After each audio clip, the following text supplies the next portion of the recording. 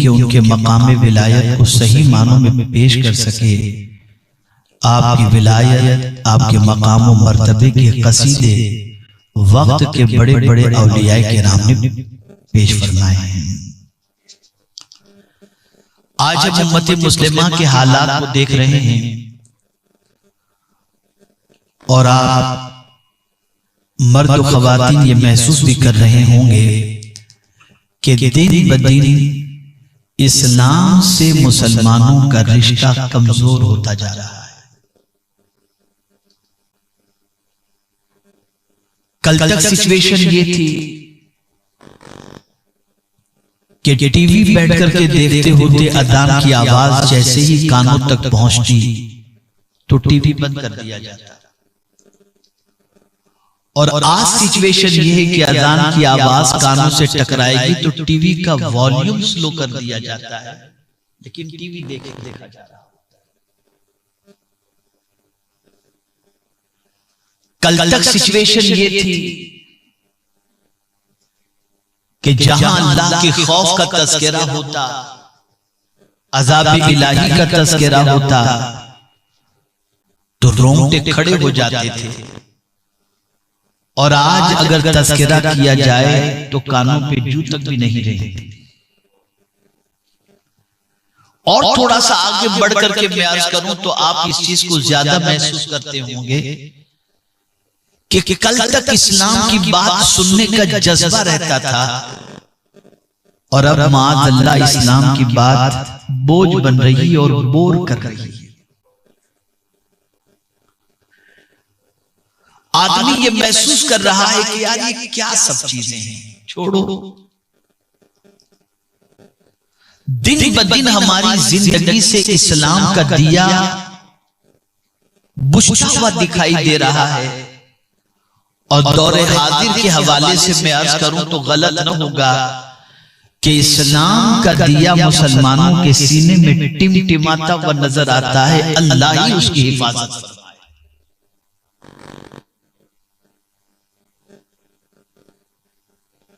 कल तक जिन बुराइयों के तज़किरे से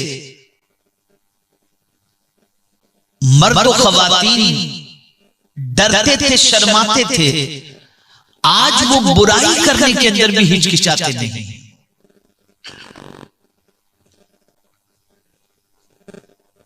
और आलमी सतह पर यह देखा जा रहा है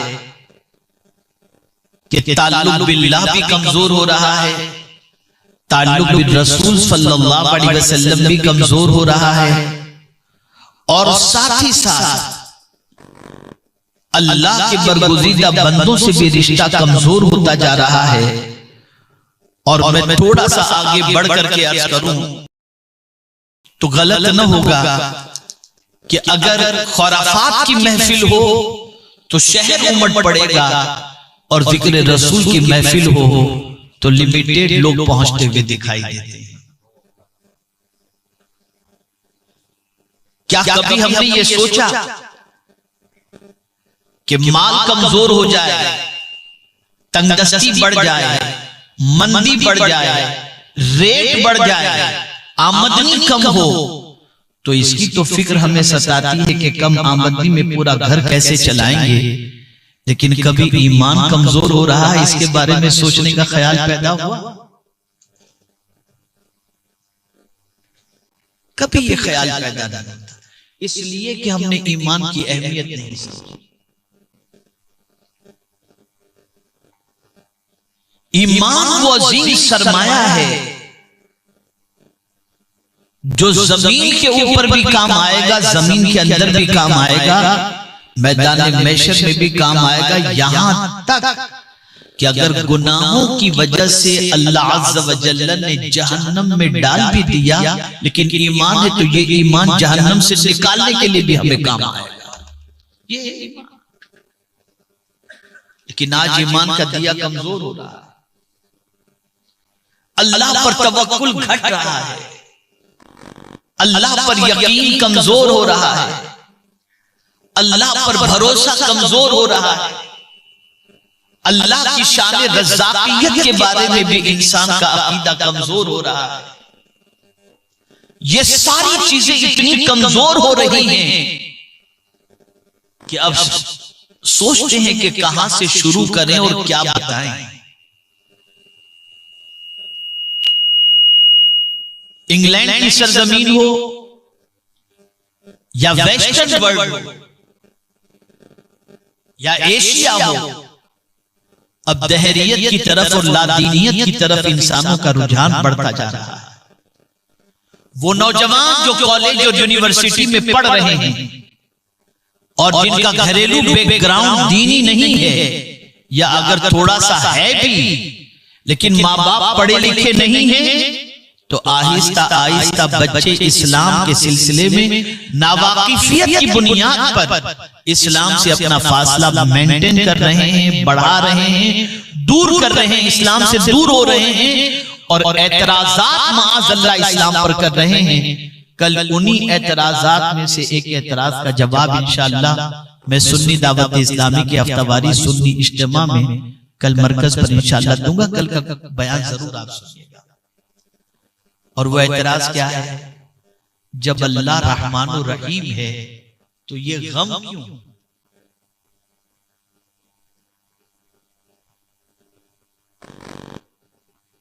तो इसी का जवाब कल इंशाअल्लाह दूंगा कि जिंदगी में गम क्यों आते हैं। इसको इंशाअल्लाह कुरान और हदीस की रोशनी में पेश करने की मैं सआदत हासिल करूंगा। तो अर्ज ये कर रहा था कि कल अल्लाह का खौफ सुनकर, अल्लाह की खशियत की बात सुनकर, अज़ाब कब्र का तज़किरा सुनकर, बुरे खात्मे के तसव्वुर से इंसान कांप जाता था। आज हजार तकरीरें कर लें लेकिन इल्ला माशाअल्लाह थोड़ी देर तक कुछ फर्क पड़ेगा, बाद में जिंदगी में कोई तब्दीली नजर नहीं आएगी। वही बेराहवी, वही बुराई, वही गुनाह और वही आवारगी के अंदर इंसान डूबता चला जाता है। एहसास मर रहा है। आखिर ये नसीहतें क्यों काम नहीं कर रही? अल्लाह और उसके रसूल के इरशादात के असरात हमारे दिलों पर क्यों मुरतब नहीं हो रहे? अल्लाह का कलाम सुनने के बाद भी और रसूल आज़म सल्लल्लाहु अलैहि वसल्लम के इरशादात को सुनने के बाद भी हमारा दिल पिघलता क्यों नहीं है? उसी को कुरान ने मेंशन किया, वज़क्किर फ़इन्न ज़िक्रा तनफ़उल मुमिनीन, और नसीहत करो, नसीहत ईमान वालों को नफा पहुंचाए। तो अगर नसीहत नफा नहीं पहुंचा रही तो हमारे ईमान में कमजोरी है। अगर अल्लाह के बात का असर हमारे दिल पर नहीं हो रहा तो हमारे दिल के अंदर कमजोरी है, ईमान की कमजोरी है। तो पता चला हमें किसी से अपने ईमान के कवी होने का सर्टिफिकेट लेने की जरूरत नहीं है। हमें बस इसी एतबार से समझना है कि जब कोई नसीहत की गई और उस नसीहत ने दिल को कबूल कर लिया और हम उस नसीहत पर अमल पैरा हो गए तो अल्लाह का शुक्र है कि अल्लाह ने हमारे सीने को ईमान से मुनव्वर और मुजल्ला कर दिया।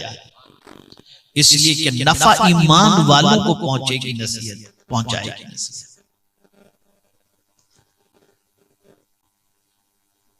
यहां तक कि दीवार पर लिखी हुई नसीहतें लोग कबूल कर लेते। तो आइए मैं भी कुछ नसीहतें आज करने के लिए हाजिर आया हूं, और वो नसीहतें मेरी नहीं है, अक़वाल मेरे नहीं है। हम जो या गौस अल मदद का नारा लगाते हैं और गौसे पाक रज़ियल्लाहु ताला अन्हु की शान और उनके मर्तबे का तज़किरा करते हैं, जिनकी शान इतनी अर्फ़ो आला कि इमाम इश्क़ व मोहब्बत कहते हैं, सर भला क्या कोई जाने के है कैसा तेरा, औलिया मलते हैं आंखें वो है तलवा तेरा। और जिनकी शान ये कि इमाम इश्क़ मोहब्बत कहते हैं, कसमें दे दे के खिलाता है पिलाता है तुझे, प्यारा अल्लाह तेरा चाहने वाला तेरा। इतना ऊंचा मर्तबा गौसे पाक का, शिकम में मातर से वली बनकर के पैदा हुए। और एक रिवायत के मुताबिक 17 पारे के हाफिज पैदा हुए। तो जाहिर सी बात है, जो इतना बड़ा हो, जिसकी इतनी बड़ी शान हो, उसकी बात हल्की फुल्की तो नहीं होगी। उसके कलेमात, उनके अल्फाज, उनकी नसीहतें इतनी जामे होंगी कि उन नसीहतों पर अमल करने के बाद इंसान की जिंदगी में इनकलाब पैदा हो जाए। हम बोलते हैं तो अपने उस्तादों से सुनकर, किताबों से पढ़कर बोलना शुरू करते हैं, मशक करते हैं, फिर सीखते हैं, फिर बयान करते हैं। लेकिन जिसने बोलना ही शुरू किया हो मुस्तफा के लुआब दहन को पीने के बाद, उसकी जबान की तासीर का क्या कहें। जिसने मौला अली का लुआब दहन चूस करके कलाम करना शुरू किया हो, बात करना शुरू किया हो, उसकी नसीहतों का क्या कहें। मैं आज आरिफ बिल्लाह के लिए गौसे पाक रज़ी अल्लाह तआला अन्हु ने किन खुसूसियात का और किन सिफात का तज़किरा फरमाया, वो भी अर्ज करूंगा। और अवाम के लिए सैयदना गौसे पाक रज़ी अल्लाह तआला अन्हु ने किन चीजों से बचने का हुक्म दिया, वो बातों का भी तज़किरा करूंगा। अगर ये बातें दिल में उतर जाएं और अमल का जज्बा पैदा हो जाए, तो अल्लाह का शुक्र अदा करें कि एक अल्लाह की वली की नसीहत, गौसे पाक रज़ियल्लाहु तआला अन्हु की नसीहत आपने कबूल कर ली। अल्लाह ताला ने आपके दिल को ईमान की रोशनी से मुनव्वर कर दिया है। और गौसे पाक का कोई कौल कुरान और हदीस के खिलाफ नहीं। मैंने तो उनके मकतूबात पढ़े हैं, 10 सतर का एक खत, उस खत में कम से कम 10 आयत, खत में 10 आयत। उनके जुमले छोटे से, आयतें बड़ी बड़ी, एक जुमला और फिर आयत, एक जुमला और आयत। मकतूबात गौसे आजम पढ़ करके आप देखिए। आइए, सबसे पहले अवाम को जो उन्होंने नसीहत फरमाई, अगर आपके दिल में सच्ची गौसे पाक रज़ियल्लाहु तआला अन्हु की मोहब्बत है ना, तो इन नसीहतों को दिल में जगा लो।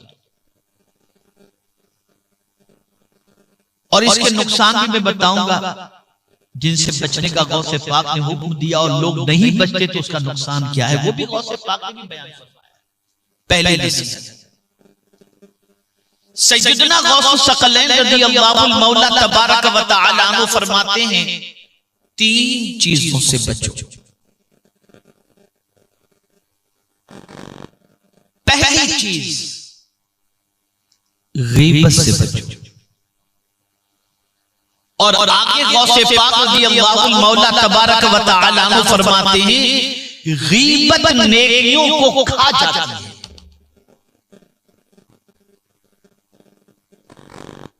पीठ पीछे किसी की बुराई करना, यह है गीबत।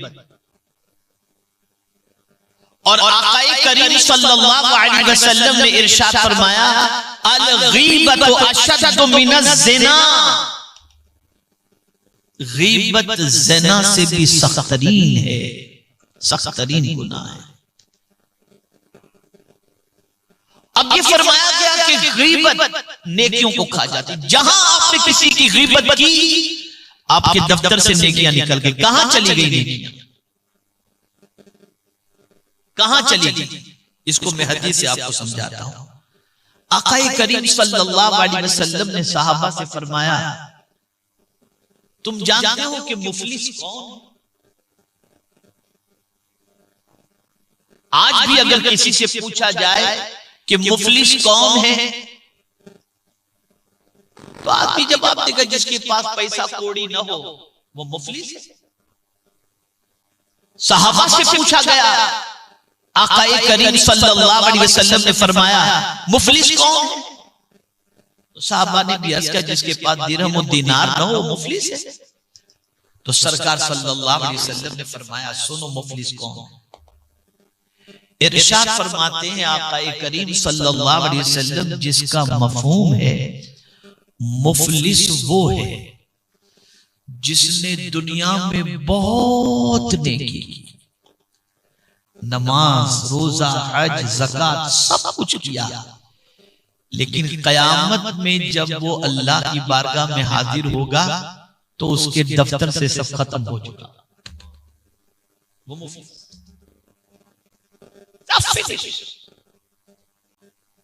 अब कैसे फिनिश होगा?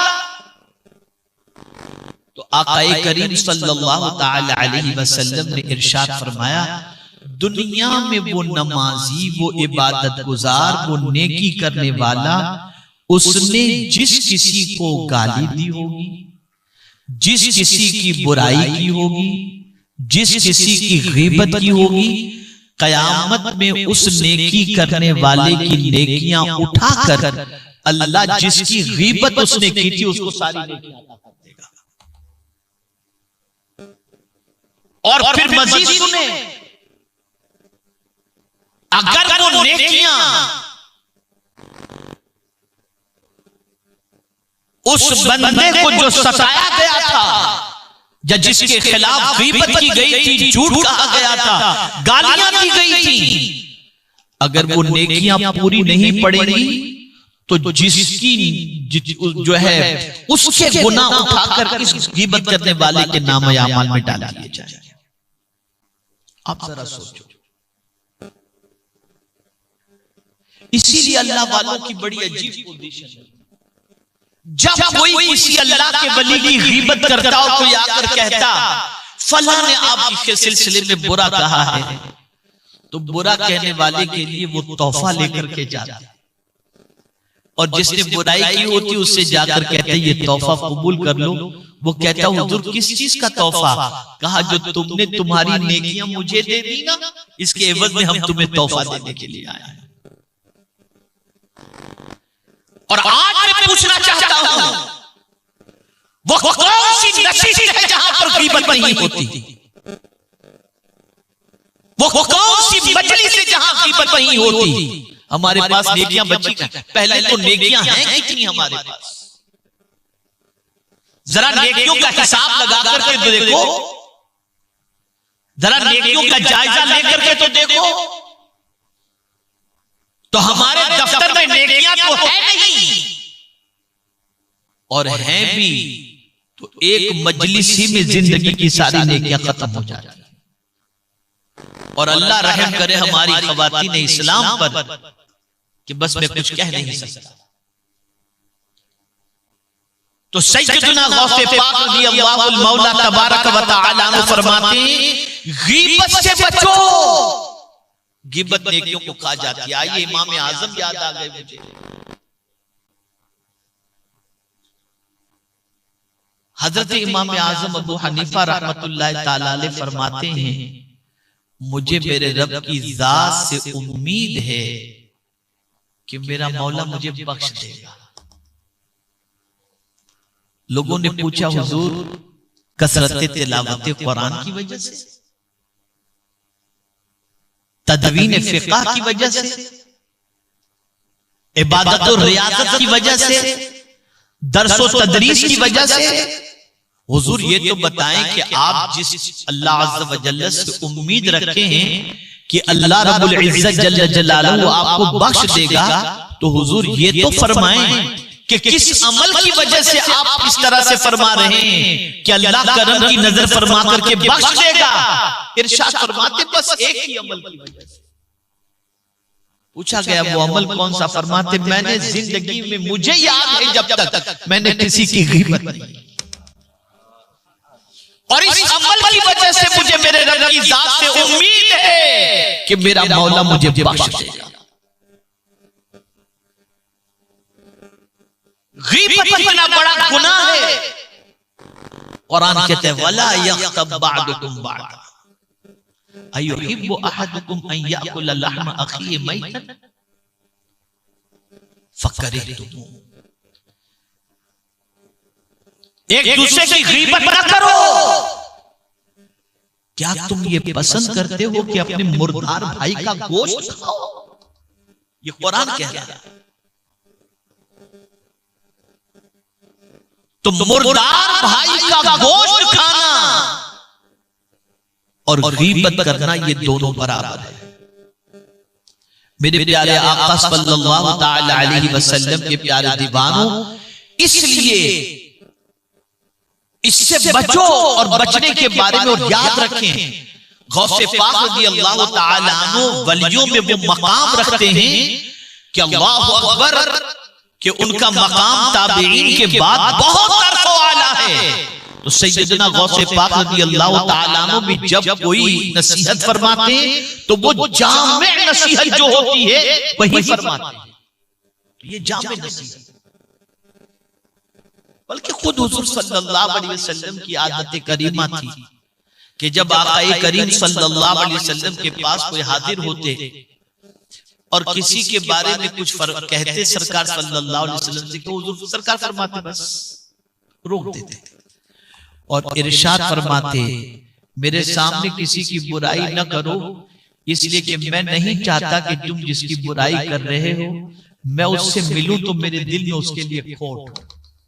इसी को आला हज़रत कहते, तू जो चाहे तो अभी मैल मेरे दिल के धुले कि खुदा दिल नहीं करता कभी मैल तेरा। यहां मियां बीवी में झगड़ा कराया जाता है, भाई भाई में लड़ाया जाता है, खानदान खानदान में लड़ाया जाता है।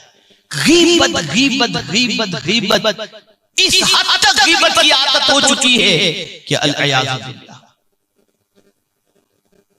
तो मेरे प्यारे आका सल्लल्लाहु तआला अलैहि वसल्लम के प्यारे दीवानों, अब आप कहेंगे अब ये मौलाना लोग बेचारे बोलते रहते हैं, लेकिन अपनी जबान का मजा हम क्यों छोड़े? कोई इधर अच्छा लगाने को उधर अच्छा लगाने लग जाता है, वो करते रहते। वो याद रखें, जिंदगी भर की नेकियों का सरमाया तुम बर्बाद कर रहे हो और कयामत में तुम्हें कोई और चीज काम नहीं आएगी। कोई और तो छोड़िए, न माँ काम आएगी, न बाप काम आएगा, न बेटा काम आएगा, न भाई काम आएगा, न दोस्त काम आएगा, कोई काम नहीं आएगा। यौम यफ़िरुल मर्उ मिन अखी, भागेंगे सब एक दूसरे से। जो कुछ भी क़यामत में काम आएगा उसको कुरान ने कहा, यौम तजिदु कुल्लु नफ्सिन मा अमिलत मिन खैरिन मुहदरा। कयामत में जो कुछ भी भलाई तुम भेजे होगे ना, वो भलाई तुम्हारे सामने काम आएगी, लेकिन बचेगी तब ना जब गीबत करके तो भलाई तो खत्म। मुझे याद है कई सालों पहले की बात है कि इसी से मिलते जुलते किसी मौजू पर मैंने गुफ्तगू की थी, जहां मैं जुम्मा पढ़ाता हूं वहां पर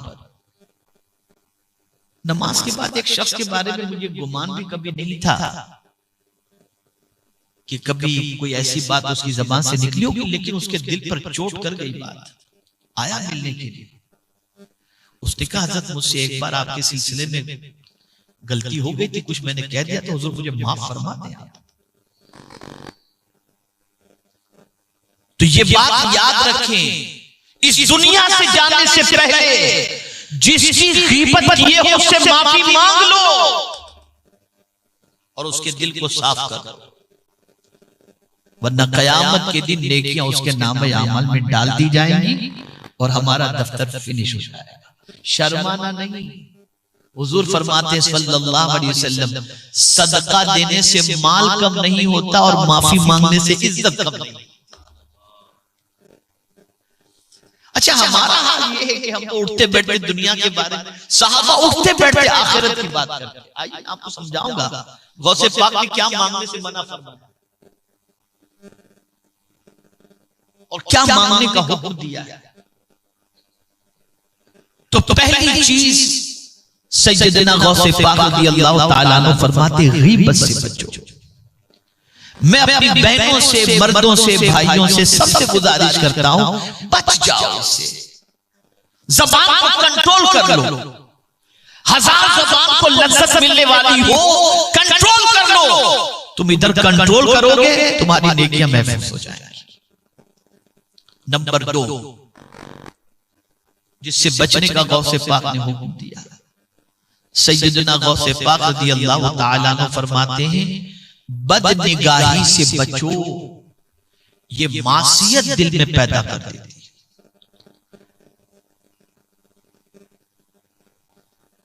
न लड़के लड़कियों को ताक झांक करें, न लड़कियां लड़कों को ताक झांक करें। ये बुरी निगाह, शहवत वाली निगाह। गौसे पाक रज़ियल्लाहु ताला अन्हु फरमाते, इससे बचो, इसलिए कि ये दिल के अंदर गुनाह के जज्बात पैदा करते हैं। आज सिर्फ वही देखा जाता है जिससे गुनाह के जज्बात बढ़ गए।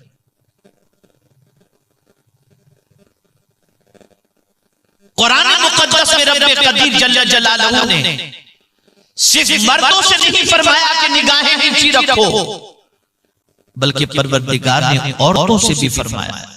रब्बे क़दीर जल्ल जलालहू ने मर्दों से फरमाया, कुल लिल मुमिनीना यगुद्दू मिन अबसारिहिम, और ख़वातीन से फरमाया, मोमिनात से फरमाया, कुल लिल मुमिनाति यगुद्दूना मिन अबसारिहिन। मेरे महबूब सल्लल्लाहु अलैहि वसल्लम, आप मोमिनों से कह दें कि अपनी निगाहें नीची रखें। मोमिनात से फरमा दें कि वो अपनी निगाहें नीची रखें। आज तो ताक झांक के अलावा कुछ नहीं। ये जो पूरा मुआशरा गंदगी की बदबू से परेशान कर रहा है, उसकी पहली वजह है निगाहों का आवारा हो जाना। जब निगाहें गंदी होती हैं तो दिल के अंदर निफाक पैदा होता है।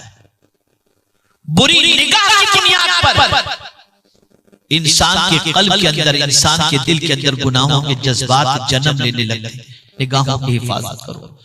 और ये भी इरशाद समात कर लें, अगर आपकी निगाह अचानक में उठी और किसी लड़की पर पड़ गई, या किसी लड़की की निगाह किसी लड़के पर पड़ गई और उसने अल्लाह के डर से निगाह को झुका लिया, अल्लाह उसके दिल में नूर पैदा कर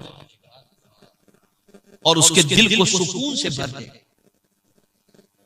ये बेकरारी, ये बेचैनी, ये इज़्तिराब, ये सुकून का खत्म हो जाना, इसमें सबसे बड़ा दखल बड़ी बदनिगाही का है। किसी पर निगाह पड़ गई, कितना स्मार्ट है, कितनी ब्यूटीफुल है, अब रात को सोते रहो या जागते रहो या तड़पते रहो, बेचैन हो, बेकरार। बेकरारी की वजह बदनिगाही है। लेकिन अगर आपने बदनिगाही से अपनी निगाहों को महफूज रखा, निगाहों की हिफाजत की, और निगाह से वही देखा आपने जो देखने का अल्लाह के रसूल सल्लल्लाहु अलैहि वसल्लम ने हुक्म दिया, तो अल्लाह आपके दिल को सुकून से माला माल फरमा दे। कुरान देखकर बेकरारी नहीं होती, काबा शरीफ को देख करके बेकरारी नहीं होती, गुंबदे खदरा को देखकर बेकरारी नहीं होती, बल्कि ये वो चीजें हैं जिसे देखो तो बेकरारी दूर हो जाया करती है। ये देखने के लिए अल्लाह ने आंखें अता फरमाई। पूछा जाएगा कयामत में आंखों के बारे में। आपको मालूम है कुरान कहता है, इन्ना समअ वल बसर वल फुआद कुल्लु उलाइका काना अन्हु मसऊला। बेशक कान, आंख और दिल, इसके बारे में अल्लाह अज़्ज़ा व जल्ल सवाल पूछेगा, बंदे कान से क्या सुना, आंख से क्या देखा, और दिल में किसकी मोहब्बत को तूने जगह दी। इसलिए कि ये वो नेमतें हैं जो कोई दूसरा दे ही नहीं सकता मेरे अलावा। अल्लाह के अलावा कोई नहीं दे सकता। इन आंखों के बारे में सवाल होगा, क्या देखा इन आंखों से। तो सैयदना गौसे पाक रज़ियल्लाहु मौला तबारक व तआला फरमाते हैं कि बदनिगाही से बचो, कि ये दिल के अंदर मासियत को जन्म देती है, यानी बुराई को जन्म देती है, दिल के अंदर गुनाह के जज्बात पैदा करती है, गुनाहों की मोहब्बत पैदा करती है। आजकल क्या है, औरतें पता नहीं क्या क्या यूट्यूब पर देखती होती, और अब तो ये इंस्टाग्राम है और पता नहीं क्या क्या चीजें हैं, इन सारी चीजों पे लगी होती है दिनों रात। वो क्या क्या देख रही होती है, और लड़के क्या क्या देख रहे होते हैं। अल्लाह की खैर फरमाए। कहां से सुकून मिलेगा, कहां से इत्मीनान मिलेगा? बदनिगाही से बचो। और तीसरी बात गौसे पाक रज़ियल्लाहु ताला अन्हु ने फरमाया, तीन चीजों से बचने का हुक्म दिया। तीसरी बात गौसे पाक रज़ियल्लाहु ताला अन्हु ने फरमाई, झूठी कसम खाने से बचो। इसलिए कि इससे माल में से बरकत खत्म हो जाती है। आज का ताजिर कहता है, ईमान से मैं कह रहा हूं, ये मेरे इतने भाव के अंदर ये चीज बरकत खत्म। आक़ाए करीम सल्लल्लाहु अलैहि वसल्लम फरमाते हैं, झूठ बोलने से माल तो बिक जाएगा लेकिन बरकत खत्म हो जाएगी। अब बरकत खत्म हो। अभी परसों मेरी यूके में बात हो रही थी साथी से। आप में से तो सब तकरीबन यूके वालों से सबके रिश्ते हैं, जानते हैं आप। जरा पूछ लीजिए इलेक्ट्रिसिटी की इस वक्त सिचुएशन क्या है। जिनका महीने का इलेक्ट्रिक बिल 200 पाउंड आता था, उनका 1000 पाउंड हो गया। जो कारोबारी लोग, सब चीजों का रेट आ, बरकत खत्म। यहां भी यही हाल है। अब तो अगर कोई सच बोले तो आदमी सोचता है, ऐसे भी लोग आज के दौर के अंदर मौजूद हैं। ये सिचुएशन है। तो सैयदना गौसे पाक रज़ियल्लाहु ताला अन्हु फरमाते, झूठी कसम से बचो। ये तीन बातें मैं समझता हूं अवाम के लिए थी, जो अवाम कर सकती है। अब आरिफ बिल्लाह के लिए गौसे पाक ने क्या फरमाया? गौसे पाक रज़ियल्लाहु ताला अन्हु फरमाते हैं, आरिफ बिल्लाह को चाहिए कि वो 12 खसलतें अपनाए। मेरे जो उलमा साथी हैं, बशमूल मेरे, हम उस मकाम के तो नहीं हैं, लेकिन गौसे पाक की नसीहत को सुने, शायद गिरते पड़ते किसी पर अमल की तौफीक अल्लाह अता फरमाए। तो गौसे पाक रज़ियल्लाहु ताला अन्हु फरमाते हैं, आरिफ बिल्लाह को चाहिए कि अपने अंदर 12 खसलतें पैदा करें। 2 खसलतें अल्लाह की, 2 खसलतें मुस्तफा जाने रहमत सल्लल्लाहु अलैहि वसल्लम की, 2 खसलतें सिद्दीक़ अकबर की, 2 खसलतें उमर फारूक की, 2 खसलतें उस्मान गनी की, और 2 खसलतें मौला अली। गौसे पाक रज़ियल्लाहु ताला अन्हु फरमाते हैं, आरिफ बिल्लाह को चाहिए कि वो 12 खसलतें अपने अंदर पैदा करें। अल्लाह खुद फरमाया गया, तखल्लक़ु बिअख़लाक़िल्लाह। अब अल्लाह की 2 खसलतें और सिफत कौन सी, जिन खसलतों को अपनाने के बारे में गौसे पाक फरमाते हैं, जरा सुनो। फरमाते हैं, पहली खसलत ऐब छुपाना। पहली खसलत कौन सी? ऐब, बोलिए, ऐब छुपाना। और हुजूर सल्लल्लाहु अलैहि वसल्लम फरमाते हैं, मन सतरा मुमिनन फक़द सतरहु अल्लाहु फिद दुनिया वल आखिरह। जिसने किसी मोमिन का ऐब छुपाया, अल्लाह दुनिया और आखिरत में उसके ऐब को छुपाए। ऐब छुपाओ, अल्लाह की बहुत बड़ी शान है, बहुत बड़ी सिफत है, सत्तार।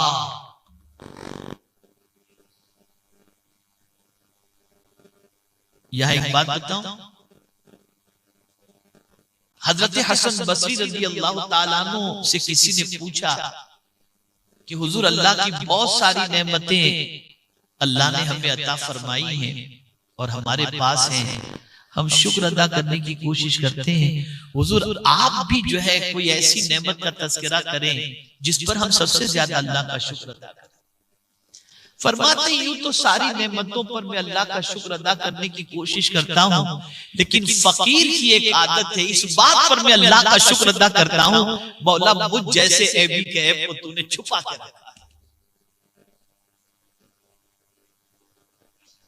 और एक बुजुर्ग फरमाते हैं कि ये हाथ चूमने वाली दुनिया अगर मौला इनके सामने मेरे ऐबों को खोल दे तो पत्थर मारने लगे।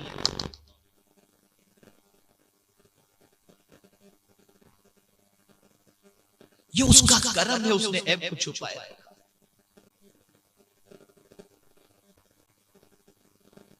और इस सत्तारी की सिफत को सरकार सल्लल्लाहु ताला अलैहि वसल्लम की उम्मत पर अल्लाह ने इस तरह से वाज़ेह किया कि मैं आपको कुरान की रोशनी में समझा दूं।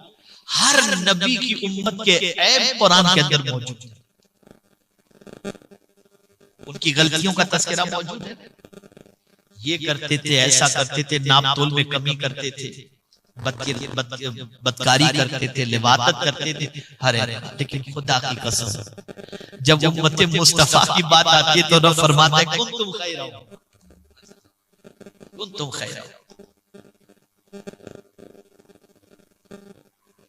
और फिर कमाल की बात कि कयामत में भी क्या होगा, अल्लाह वहां भी मौला हमारे ऐबों को छुपाएगा, ऐबों को छुपाएगा। और हुजूर सल्लल्लाहु ताला अलैहि वसल्लम भी शान सत्तारी के मजहर बनकर अपने गुलामों के ऐबों पर पर्दा डालेंगे। आला हजरत कहते हैं वुसअते दी है खुदा ने दामने महबूब को, जुर्म खुलते जाएंगे और वो छुपाते जाएंगे, वो छुपाते जाएंगे। ढूंढाई करें सदर कयामत के सिपाही, वो किसको मिले जो तेरे दामन में छुपाओ। ऐब छुपाओ, ऐब जाहिर मत करो, जहां तक मुमकिन हो सके पर्दापोशी करो। ये बहुत बड़ा हुनर है, ये बहुत बड़ा हुनर है। ये हुनर जिसको आ गया ना, अल्लाह ताला उसकी इज्जत को दुनिया और आखिरत में महफूज कर ले। ये बहुत बड़ा हुनर है।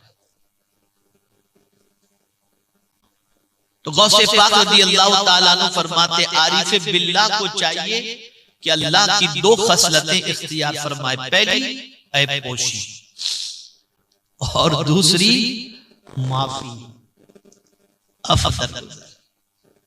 वो कितना माफ करता है, कितना माफ फरमाता है। हदीस मुबारका में कल बरोज़े क़यामत एक बंदे के आमाल नामे को उसके सामने पेश किया जाएगा और फरमाया जाएगा इक़रा किताब, अपना आमाल नामा पढ़। वो देखेगा तो घबरा जाएगा, छोटे बड़े सब गुनाह उसके अंदर मौजूद। थोड़ी सी होशियारी कर बैठेगा, उसकी हिम्मत नहीं होगी कि कबीरा गुनाहों को पहले पढ़े या साथ में पढ़े। तो छोटे छोटे जो गुनाह होंगे ना, वो अल्लाह की बारगाह में वो पढ़ना शुरू करेगा। मौला की रहमत को प्यार आ जाएगा। मेरा रब इरशाद फरमाएगा इसके इन गुनाहों को नेकियों में बदल दो, इन गुनाहों को नेकियों में बदल दो। अब जब ये सुनेगा तो खुद ही अल्लाह से अर्ज करेगा मौला बड़े गुनाह भी बाकी रह गए, बड़े गुनाह भी बाकी रह गए। क्या माफ करता है मेरा रब की शान से है, उसके जैसा कोई माफ करने वाला है, उसके जैसा कोई माफ करने वाला। बल्कि खुद हुजूर से फरमाता है नब्बी इबादी अन्नी अनल गफूरुर रहीम, मेरे महबूब मेरे बंदों को खुशखबरी सुना दो, मैं बहुत माफ करने वाला हूं, मैं बहुत माफ करने वाला हूं। अल्लाह अकबर। कोई सच्चे दिल से माफी मांग के तो देखे। हमारा हाल ये है, उसकी शान तो ये है कि बंदा 70 मरतबा गुनाह करे और 70 मरतबा माफी मांगे तो अल्लाह माफ कर देता है। और हमारा हाल क्या है, एक बार अगर गलती की आइंदा किया ना छुट्टी। और मर्द हजरात तो बीवी को बस पूछिए नहीं, अब दूसरी बार नहीं होना चाहिए वरना 3 वर्ड बोल दूंगा। पता नहीं कहां से सीख लिया,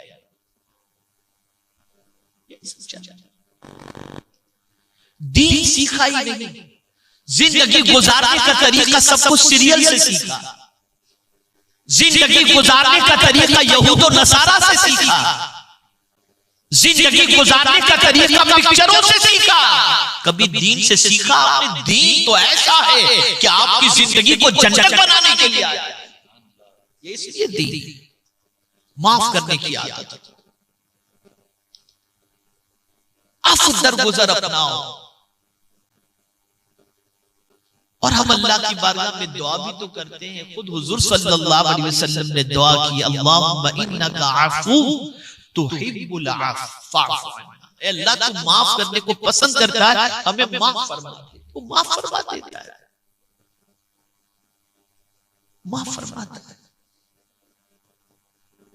तो अल्लाह की दो खसलतें अपनाना, ये आरिफ बिल्लाह को गौसे पाक रज़ियल्लाहु ताला अन्हु फरमाते, एक सतरपोशी और एक जो है माफ करना। रसूल आज़म सल्लल्लाहु अलैहि वसल्लम की दो खसलतें अपनाएं आरिफ बिल्लाह, एक शफकत और दूसरी मेहरबानी। ये दो हुजूर की सिफत। इतनी शफकत कि अल्लाह अकबर, बाप भी बेटे को लेने आ जाए तो उस शफकत की बुनियाद पर बाप को छोड़ दे, मुस्तफा को छोड़ने के लिए तैयार है। ये शफकत मुस्तफा के अलावा कोई और नहीं मिल सकता। इतनी शफकत फरमाते थे हुजूर सल्लल्लाहु अलैहि वसल्लम। और मेहरबानी का आलम, अल्लाह अकबर, अल्लाह अकबर। इतनी मेहरबानी का आलम कि एक शख्स हाजिर हुआ, देखा रसूल आज़म सल्लल्लाहु ताला अलैहि वसल्लम के पास बकरियों का रेवड़ है। उसने मांग लिया हुजूर सल्लल्लाहु अलैहि वसल्लम से, मुझे बकरियां अता फरमाए। सरकार ने फरमाया, जा पूरा रेवड़ लेके चला जा, पूरा रेवड़ लेकर के चला जा। जब उसने सुना तो रेवड़ लेके भागा अपनी कौम के पास, जल्दी करो जल्दी करो, इस्लाम कबूल कर लो, मोहम्मद जैसा शख्स हमने देखा है। ये मेहरबानी थी हुजूर सल्लल्लाहु। यहां कब निकलता है पैसा, कब निकलता है? देखिए कुरान ने कितना मेंशन किया है, लइन अखरतनी लिअजलिन करीब लअसद्दक़ औ कमा क़ाल। जब आदमी अपनी मौत को करीब देखता है ना तो सदका करने की सोचता है। नमाज की बात नहीं आई कुरान में। देखिए फलसफा, जब अपनी मौत को अपने से करीब देखता है ना तो माल निकालने की फिक्र करता है, सदका निकाल। उस वक्त उसे पता चलता है कि सदका क्या है। जिंदगी में नहीं करता, आराम के मामले में नहीं करता, मौत को करीब देखा, सदका निकालो। बीमारी में भी सदका निकालो, खुशी में भी सदका निकालो, गम में भी निकालो। ये अल्लाह वालों की पोजीशन थी कि उनकी शान कुरान बयान करता है, अल्लज़ीना युनफ़िक़ूना फ़िस्सर्राई वद्दर्रा, कि वो अपना माल खुशी में भी लुटाते हैं और गम के अंदर भी लुटाते हैं। टेंशन हो तो रोक के नहीं रखते और लुटाते हैं। वो अल्लाह से लेन देन करते रहते हैं, उसके नाम पे लुटाते रहते।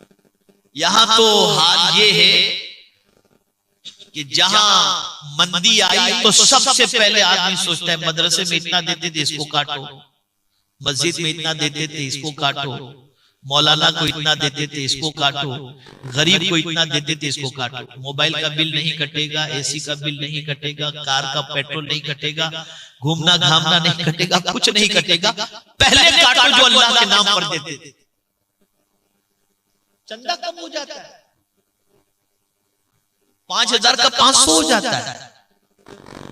उसे क्या खबर कि जिस नाम पर तू दे रहा है उसी नाम की बरकत से तो तेरी गाड़ी चल रही है। लेकिन ये नहीं समझता इंसान, ये नहीं समझता, ये नहीं समझता। अल्लाह वालों का हाल ये होता, वो खुशी में भी अल्लाह के नाम पर लुटाते, तकलीफ के अंदर भी अल्लाह के नाम पे लुटाते। ये अल्लाह वालों की शान। सरकार सल्लल्लाहु अलैहि वसल्लम की दो सिफत, शफकत और मेहरबानी।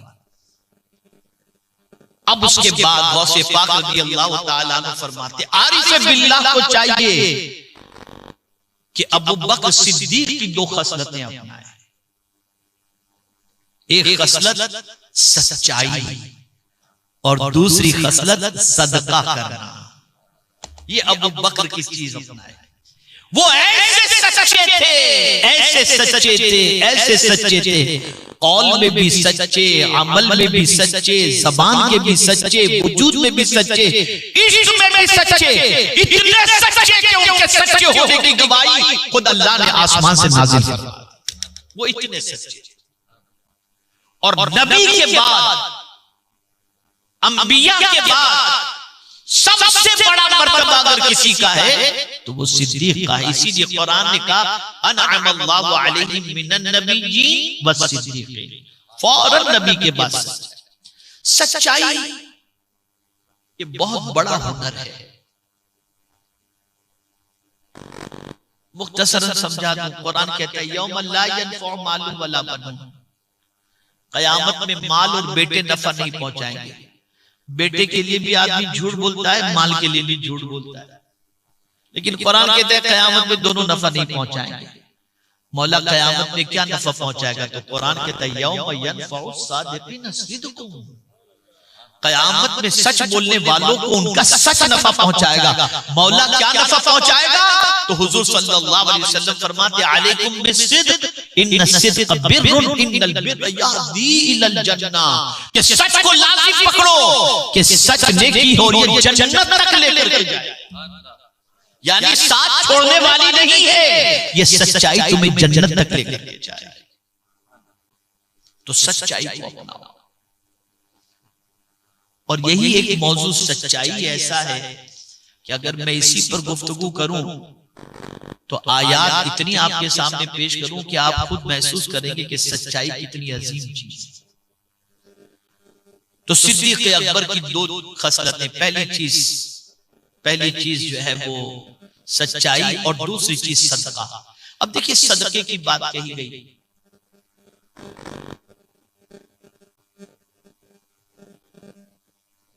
सैयदना सिद्दीक अकबर रज़ियल्लाहु ताला अन्हु के एक रिश्तेदार थे, उनकी किफालत सिद्दीक अकबर रज़ियल्लाहु ताला अन्हु फरमाते थे। और मिस्ताह, हजरत मिस्ताह,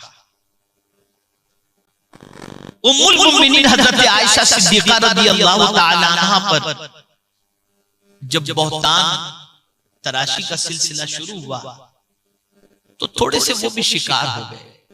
और जब सैयदना सिद्दीक अकबर रज़ियल्लाहु ताला अन्हु को पता चला कि जिस मिस्ताह की किफालत मैं कर रहा हूं वो भी प्रोपेगेंडे के शिकार हो गए, तो उन्होंने उनको खर्चा देना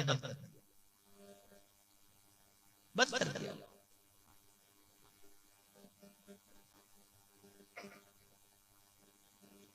अब जब बंद कर दिया, फिर उनकी तहारत के सिलसिले में आयत करीमा नाजिल हुई। और एक अमल में आपको बता देता हूं, इसको जिंदगी भर याद रखें, जो उम्मुल मुमिनीन हजरत आयशा सिद्दीका रज़ियल्लाहु ताला अन्हा ने इख्तियार फरमाया था। बहतान के सिलसिले में जब उनसे पूछा गया कि ये जो बातें हो रही इसके बारे में आपका क्या ख्याल है, तो उन्होंने कुरान की एक आयत पढ़ी थी, वल्लाहुल मुस्तआनु अला मा तसिफून। जैसे ही ये आयत का टुकड़ा उन्होंने पढ़ा, उनकी तहारत पर अल्लाह ने आसमान से वही नाज़िल की। अगर आप बेकसूर हैं और कोई आप पर इल्जाम लगा रहा है, पढ़ लो ये आयत, अल्लाह आपकी पाक दामनी और सफाई का एहतमाम फरमा देगा। ये इतनी ताकतवर चीज है।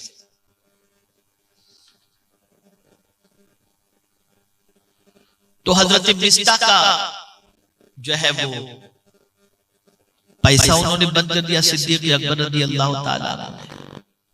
और जब उनकी शान में आयत करीमा नाजिल हुई तो हजरत मिस्ताह को एहसास हुआ। अब सिद्दीक अकबर वालिद थे, दिल में थोड़ा सा ये तो था ही कि मतलब इतनी। और फिर दूसरे एतबार से देखें, एक तरफ से तो बेटी है उम्मुल मुमिनीन हजरत आयशा सिद्दीका, और ईमानी रिश्ते के एतबार से बेटी होकर के भी मां, बेटी होकर के भी मां उम्मुल मुमिनीन। तो कुरान मुकद्दस की आयत करीमा नाज़िल हुई कि क्या तुम पसंद करते हो कि अल्लाह ताला तुम्हारी भी मगफिरत फरमा दे। सिद्दीक अकबर रज़ियल्लाहु ताला, बस इतना सुनना था कि सिद्दीक अकबर रज़ी अल्लाह ताला अन्हु ने हजरत मिस्ताह को जो पहले देते थे उसका डबल कर दिया, डबल कर दिया। तो इस तरह से वो लुटाते थे कि उनका सदका भी लाजवाब था। और क्यों न हो कि एक बार फारूक आजम ने ये गुमान किया कि आज अबू बकर से सखावत में मैं आगे निकल जाऊंगा, लेकिन कुर्बान जाइए सब कुछ असासा ला करके यहाँ तक के लिबास भी लाकर कदम में नाज़े मुस्तफा सल्लल्लाहु अलैहि वसल्लम पर रख दिया। और उसके बाद ये कह दिया मैं तो घर पर अल्लाह और उसके रसूल को छोड़कर आया हूँ, सब कुछ लेकर के आया हूँ। तो इस तरह से अपना अकीदा रखो और अल्लाह के नाम पर लुटाने के लिए जरा भी अपने अंदर हिचकिचाहट न रखो। सिद्दीक अकबर की इस खासियत को और इस खसलत को आरिफ बिल्लाह को अपनाना चाहिए। सच्चाई और सदका, ये दो सिफत। हजरत उमर फारूक की दो खसलतें। गौसे पाक रज़ी अल्लाह ताला अन्हु फरमाते हैं अच्छी बातों का हुक्म देना और बुरी बातों से रोकना। आरिफ बिल्लाह को चाहिए कि गौस उमर फारूक की ये दो खसलतें अपनाएं, अच्छी बातों का हुक्म दो और बुरी बातों से रोको। हजरत उस्मान गनी रज़ी अल्लाह ताला अन्हु की दो खसलतें, खाना खिलाना और रात को जब सो रहे हो तो उठ करके नमाज पढ़ना। ये हजरत उस्मान गनी की खसलत आरिफ बिल्लाह को अपनाना चाहिए। और फरमाते मौला अली की दो खसलतें, वो कौन सी? इल्म और शुजाअत।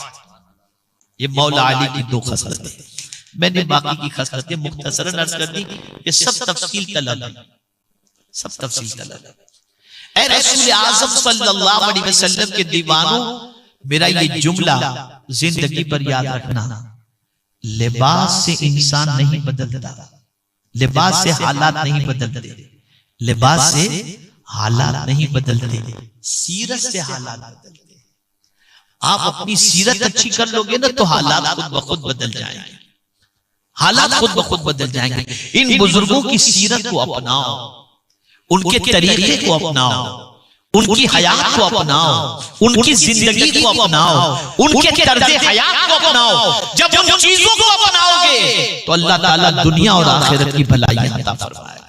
अब आखिरी बात अर्ज कर दूं,